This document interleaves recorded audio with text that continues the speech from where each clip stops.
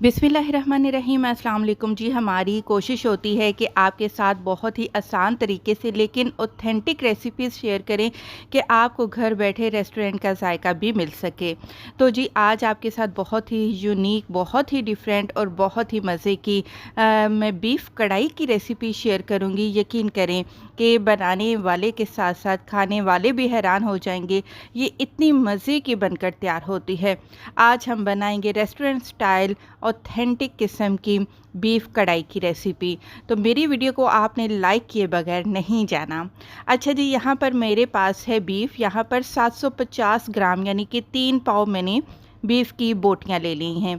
अच्छा जी, आप हड्डी वाला गोश्त भी ले सकते हैं, लेकिन चर्बी वाला गोश्त मैंने लिया है। चर्बी के 2 अलग से पीस भी डलवाए हैं, जिससे कि हमारी कढ़ाई का जो जायका है बढ़ जाएगा। अच्छा जी, यहाँ पर मैंने ली है जी प्याज। 3 दरमियानी साइज़ की प्याज थी, मैंने उनको चॉप कर लिया। और जी एक बर्तन में मैं सारी चीज़ें इकट्ठे ही डाल रही हूँ। 3 दरमियाने साइज़ के मेरे पास टमाटर थे, गोल गोल स्लाइसेस में मैंने इनको काट लिया है और ये भी हम इसी गोश्त में ही शामिल कर देंगे। इसके बाद जी नेक्स्ट हमारे पास जो है वो है हरा मसाला, जिसमें 1 गट्ठी लहसुन की ली है, 2 इंच का टुकड़ा अदरक का लिया है, 5 तीखी वाली हरी मिर्ची ले लीजिएगा, पेस्ट बनाकर वो शामिल कर दिया है। मसालों में मैंने 1 छोटा चम्मच भरकर नमक का डाला है, आप अपने जायके के मुताबिक नमक डाल लीजिएगा। 1 छोटा चम्मच लाल मिर्च का पाउडर शामिल किया है।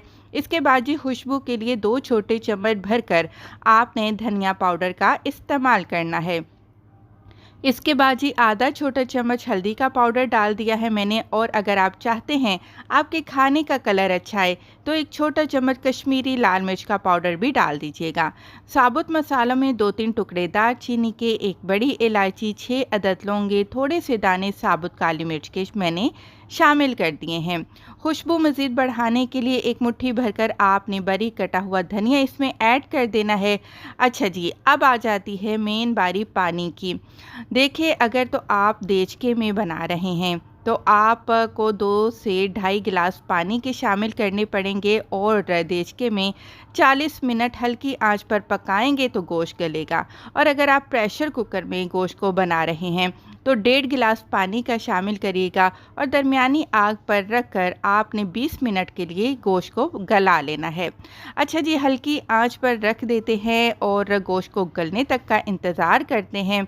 अच्छा जी, यहाँ पर आप देख सकते हैं जितना पानी डाला था परफेक्ट था, गोश्त अच्छे से गल चुका है।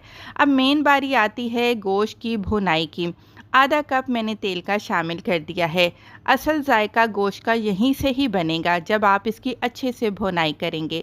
भुनाई करने के दौरान ही 8 से 10 साबुत हरी मिर्चें डाल दीजिएगा, 1 चम्मच कसूरी मेथी शामिल करिएगा और आधा छोटा चम्मच आप गरम मसाला पाउडर डालिएगा।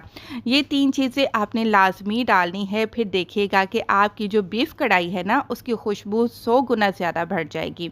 अच्छा जी, यहाँ पर अच्छे से सारी चीज़ों को हम भून लेते हैं।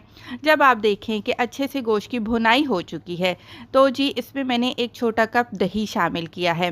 क्योंकि मुझे बहुत ही ज़्यादा रूखा रूखा सालन नहीं था चाहिए, मुझे हल्की सी ग्रेवी चाहिए थी।